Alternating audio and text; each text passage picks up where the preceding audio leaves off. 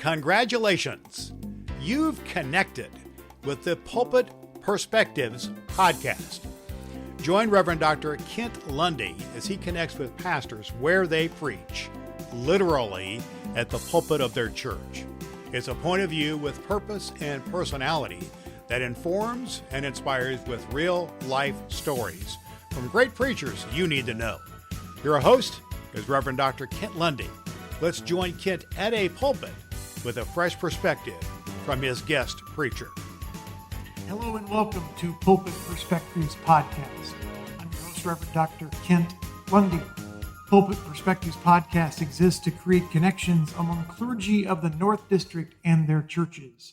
I'm coming to you from the chancel of Crown Point United Methodist Church, sitting here with their senior pastor, Reverend Mark Wilkins. Good morning. Good morning. Hello. Good to be here. Doing great. Wonderful. So how long have you been pastor here at Crown Point? Just started my 17th year. 17th year. They have put up with me that long. It's amazing. What's the secret? I don't know if there is a secret. I think the secret is a really great, accepting, warm congregation that with an incredibly high tolerance for, I don't know, what we're doing here. That's good. All right. Okay, so what do you do for fun? What do I do for fun? First of all, what I do here is fun. I have the most fun in my job that I possibly can, but there's certainly a lot of stuff beyond that. Family. I was with my family last night, getting away, as I'll do this afternoon. My wife and I have a cottage near Warsaw, not far from where you live, actually. Getting away there, and then I have a great support group, a bunch of buddies, and getting together with that. Bears games are always a highlight, so I have a lot of fun. Bears games are highlights when they're winning? Yeah, but even the pain's good. I'd still rather be watching the Bears lose than not watching.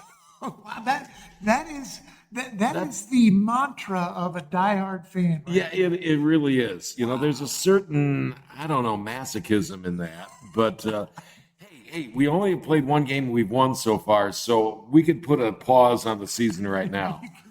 Yeah, pack it up and go home. That's exactly it. All right. So who are you, Mary or Martha? I would say Mary. Probably the more, that's a great question, actually. I don't want to say impulsive, but certainly the more action-oriented there. I am somebody that very much wants to experience, and that experience is really, really important to that. But I've come to get an appreciation for the Marthas in my life, for the Marthas that are there to fill in the back and to do what needs to be done. But I'm I tend to be the kite at the end of the string. And God has blessed me with some really wonderful people, starting with my wife, but going on to my staff and other folks who are there to anchor me and give me that flight. So. Yes, and I hear within that the ruach, the breath of God. Yes. That spirit that keeps that kite aloft. Absolutely, yeah. And in it's very unpredictable ways. That's, to me, honestly, life is an adventure and ministry is an adventure. And I was thinking about this morning, the very fact that I wake up in the morning and I think I know what's going to happen that day, and then as recently as yesterday, one phone call comes and everything goes south, or at least goes a different direction. There's a certain vividness to that. There's a certain life and a vitality to that actually I really enjoy.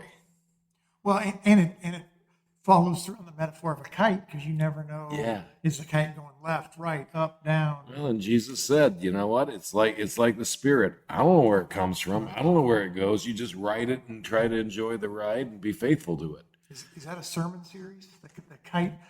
That's a really great idea. to play with that kite metaphor. I'm picturing like the sanctuary being filled with I like that. Maybe that's an Easter. I am so going to rip you off on that. I love that. I love that. It's an Easter tide. Yeah. Right? The Easter season, you could just fill the place with kites. Yeah. You're right. Color. Who knows? Yeah. Well, make sure you invite me. All right. There you go. So what is your favorite church season?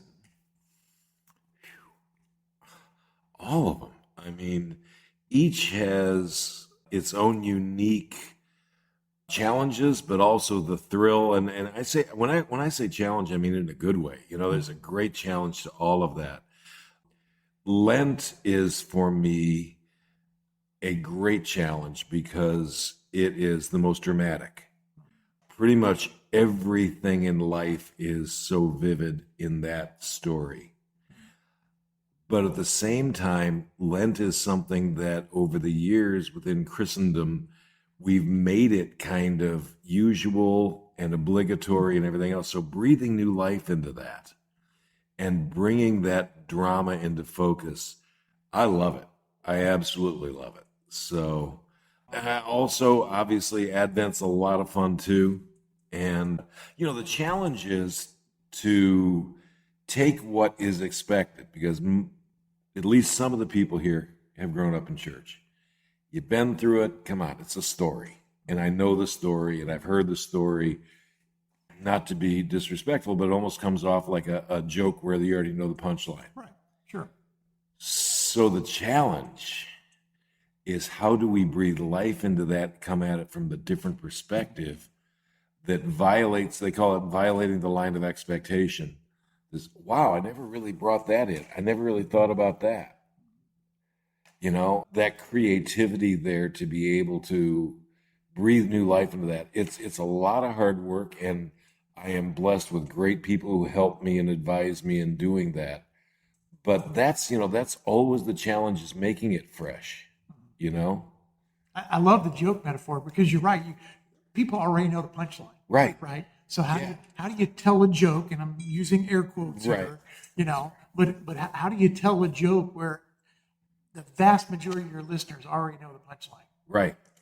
How do you capture the drama of Good Friday when everybody knows he's getting up in a couple of days? Yeah, right. Yeah. Right. Yeah. Well, there are ways. There are ways to do that. It just takes a lot of thought and hard work. And again, I really have great people to bounce stuff off of. I am by no means, the only creative or even the most creative one here. So that's one of the advantages of 17 years, is because I know the people that I can go to, and the people who will either take it up a step, or I love the people who say, yeah, Mark, that's great. You can't do that. Yeah, it's like, no, you cannot do, you cannot say that. Okay. That would be cool, but no. So maybe your last Sunday. Right. Exactly. Wow. All right. So what are you celebrating? Oh, there is so much right now. I'm celebrating 17 years, and the fact that after 17 years, I am still challenged and I'm still excited, probably more so than ever. I am celebrating seeing the fruition of a lot of efforts within the community that we've done for a long time. Not that we're there yet, but where this church has really sort of stuck its flag in the sand, is trying to integrate ourselves in this community and not just be in the community, but a vital part of that. And the more we do that, the more we're able we're seeing the fruits of that. And that's really gratifying. Good for you. So yeah. Good for you. Yeah. I'm celebrating the fact that after 39 years of ministry, I'm still having a ball. So what's the secret? Speak a word of mentor and wisdom to those just starting out of our listeners, that they're in year one and they can't imagine 39. Maybe even they can't even imagine 39 months, let alone 39 years. Give them a nugget or two of insight. Wow, I'm not sure that I'm the wisest one to do that. I think I've just been unreasonably blessed. But I think part of it is you have to work to maintain that sense of adventure. That challenge is a positive thing, and always be able to reinvent. The ministry I'm doing now is nothing like the ministry I did 17 years ago here, let alone 39 years ago. And always keep it as fun as you can. And the other thing that I just live by is, we have this huge task, and it is a great heroic task. take that very seriously, but never, ever, ever take yourself that seriously. I'll preach. Ministers, I'd say we're kind of prone to that a little bit. We can take ourselves awfully seriously, and sometimes for some good reasons. God frequently reinforces to me that there's very little about me that I take seriously. And that only makes me more grateful to God for what he can do, you know? But that's a deadly sin, getting to the point where you're taking yourself that seriously. Which leads me into my next question. Who or what keeps you humble? Well, I would say ultimately God, but I think in a sense, I keep myself humble only because you can't live the life I do and not realize the mistakes that you make along the way and the things you say. Did I just really say that? Oh man, so the ability just to see your own humanness. So I think my own doofusness keeps me humble, but I also have great people that will, my wife and my daughter. Let me tell you, my 35-year-old daughter, she will call me on it in a heartbeat. And you got to be willing to listen. I love the people in my life who will hold me accountable, because often in that situation, while it may prick the ego, they're most often more right than I am in that moment. So, if you surround yourself with the people who are going to nod and smile and say yes to pretty much everything, it becomes an echo chamber. So I love to be challenged. I love it when people, ask the hard questions. And I guess that's humility, Well, what I hear you saying is you are a lifelong student of yourself. Yeah, I guess. And you have all these teachers, your daughter, your wife, the church, the God, whoever, yourself, all of them are trying to instruct their most prized students. I guess that's somewhere along the line. And yet when I hear you say that, I really try not to spend too much time thinking about myself. At the same time, I'm not a prime subject for my own consideration most of the time. Okay. The humility has been defined as not thinking less of yourself, but thinking about yourself less. And not that that's anything negative about any negative self-view there. It's just most of the time, let me tell you, I got 16 kinds of things to do, and I got these people who are really hurting and really need my attention, and I got, all that. Yeah, I'll figure out the me stuff later. Right now, I want to throw myself headlong into the fun stuff of serving and the fun stuff of being able to get things accomplished, but more than that, just be able to maintain the vision there of what it is. So honestly, I really don't spend a lot of time thinking about me. However, you're right. I am very grateful that there are people who are probably more right about me at any given moment than I am about me. Yeah, I know been there myself. Yes. All Yes. Right. So what is your go-to Bible verse?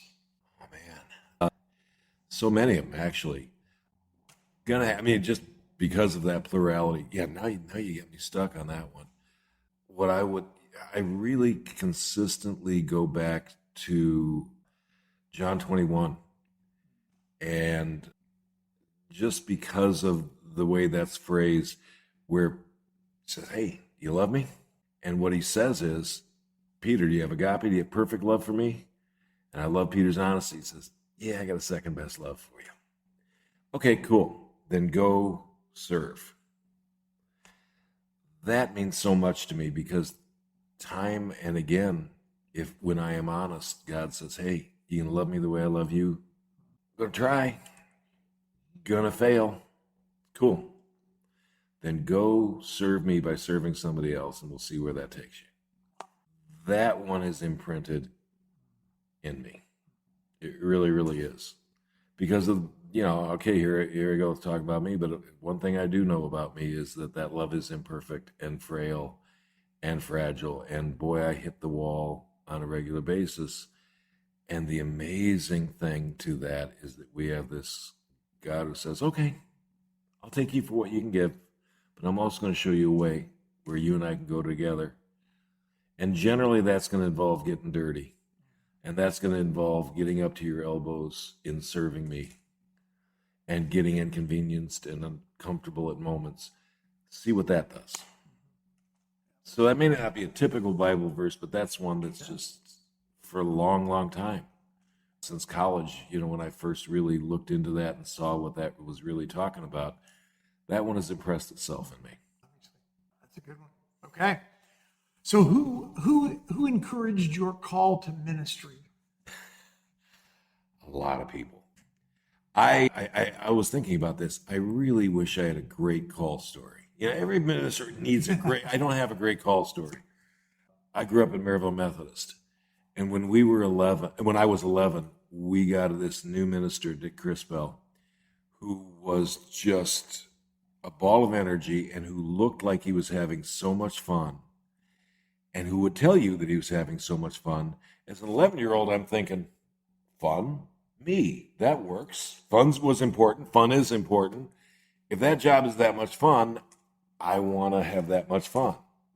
So from Dick Crispell, I learned a lot about the vitality of ministry. And then when I was a senior in high school, we got an associate pastor who is still one of my dearest friends, David Schramm, who I don't know if you know Dave, but yeah, Dave to this day is my mentor. Talked to Dave yesterday morning, as a matter of fact. And he is the one of such solid depth, of such utter humility. And in him, I can find that advice and that counsel and that prayer that, somewhere between those two is been, they're my cloud of witnesses. And there have been others. Sure. There have been others. Yeah. Amen. So if you only had one preacher to listen to the rest of your life. Yep. Dave Schramm. Okay. Next question. Yeah, no, and what's interesting is Dave and my styles could not possibly be more different. That's interesting. Yeah. Okay, because if you've ever heard him, it's like sitting down with dad or grandpa and not a lot of inflection, but it's the way that he says that he has you leaning in, where I tend to be spastic and all over the map and throwing dumb stuff in. Dave is the one that's just so solid. And every word has such value. That would be absolutely. That one's easy. Too easy. All right, got it. Dave Schramm. Yeah. All right. Well, next question. Going to ask you to pretend a little bit here. Okay. All right. So pretend you're going to go axe throwing. Oh, I've tried that. Okay. Well, okay. So you're going axe throwing, not up for debate, but you're going to take one person from the Bible to go axe throwing with you. I really like that question. Who's going with you? Okay. My first reaction is going to be Peter, because he seems like he would be a lot of fun to have with.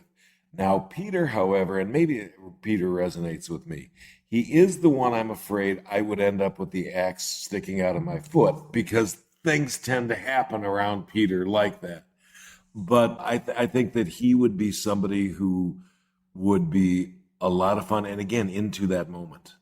If you read Pete, he's always in the moment, for good or bad.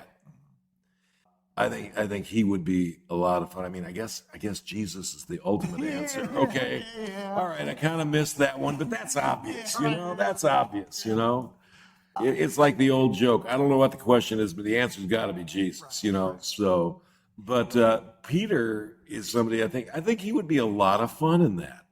So what I really hear you saying is that not quite sure you'd hit a lot of targets. Right. But man, it would be We fun. would have a good time. Would be laughing.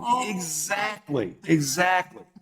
And I really think there is so much laughter and humor in the Bible that is just sort of underneath the words there. I think that Jesus and Peter probably laughed a lot. we miss, we make it so sonorous and serious, and certainly there were those moments, but these were young middle-aged men out on the road. Jesus and his buddies, when you get together with your buddies, there's got to be a lot of laughter. There had to be that kind of camaraderie, and I think Pete would probably be a lot of fun in that. All right. Okay. Until the axe goes into my foot. Yeah, well, or he catches your ear. Right, exactly. That's more likely. Oops. And I let's just full disclosure here, just over the 4th of July weekend, I got a chance to go axe throwing. I don't think I hit the target once. I'm so uncoordinated. It was a cool thing to do. It was fun. I just looked like a complete idiot doing it. Okay. All right. Got it. Well, so what do you hope your fellow clergy know? When you think about your clergy colleagues, what do you hope they know? About? Yes. I'm intentionally being ambiguous. Wow. Yeah. How about this? And this is so important. What a privilege it is to do what we do. Amen. I wake up every morning with a sense of privilege. We don't have to do these jobs. We get to do these jobs. I am here at church at 5:30 in the morning. And some of it is because that's good work time, but some of it is I wake up in the morning and I just I get to go to work. That doesn't mean there isn't stress, there isn't bad days, of course, all that's with it. But more than anything, God has given us this incredible privilege to be able to do what we do. And the incredible privilege of getting into people's lives at the best and worst times. And the incredible privilege of doing whatever it is and getting our hands dirty and coming home at the end of the day exhausted. What a privilege that is. Man, if I get home at the end of the day and I'm bone tired and I can look at that and say, wow, cool. Let's do it again. Let's do it again. Exactly. What a ride. Yeah. Okay. Exactly. Well, I too hope they know that. Yeah. All right. Well, last question. Appreciate your time. Sure. When you think about the rest of your time, senior pastor here at Ground Point, however long or short time that is, what 3 words come to mind when you think about your future together being their pastor? These are great questions. Passion. I will take passion over strategy any day of the week. Now, certainly strategy is a good thing. You don't want to go into ready, shoot, aim, which is my proclivity. But give me a heart. Give me a heart that's willing to get out there and try and fail sometimes and succeed. And the other thing is that selflessness, because one of the things, I have a dear friend who's a pastor in Tennessee, and he did a sermon series called Church of Jesus Christ, Get Over Yourself, because it's never about us. It's never about us. Church has this innate ability to very subtly slide into, it's about us. It's about what's going to work for us. It's about what is our preferences. We don't matter. This place doesn't matter. These walls don't matter. The only thing that matters is what Christ can do through us. And with that, I would say the third word is that vitality, that sense of adventure, because this is a great ride and we can't lose track of that. We have gone through so much, my gosh, with the things that have gone in within our denomination and all of that, and then COVID and all of that stuff. It's been a rocky boat, but in the midst of that, God has just proven how true he is. And he's not taking the day off today, last time I checked. There's that next adventure and the next adventure and the next adventure and what the heck, let's try this. Sure, let's go. Okay. Passion, selflessness, and vitality are going to be your 3 words. Yeah. I hope so. That you'll so. lean into and grow into. And Yeah, absolutely. And that passion is the base of all of that, you know. Again, you know, we make mistakes around here, and we've tried stuff that has struck out huge. And I'm totally down with that. I'm totally cool with that. Because, man, we're never going to go for the safe bunt if we can swing for the fences.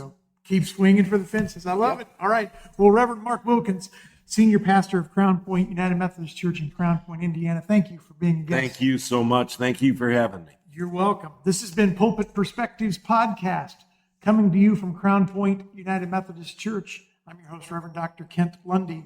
If you want to learn more about all that God is doing in the North District of the Indiana Annual Conference, I want to invite you to check out the Facebook page on the North District and also the inumc.org website for the conference.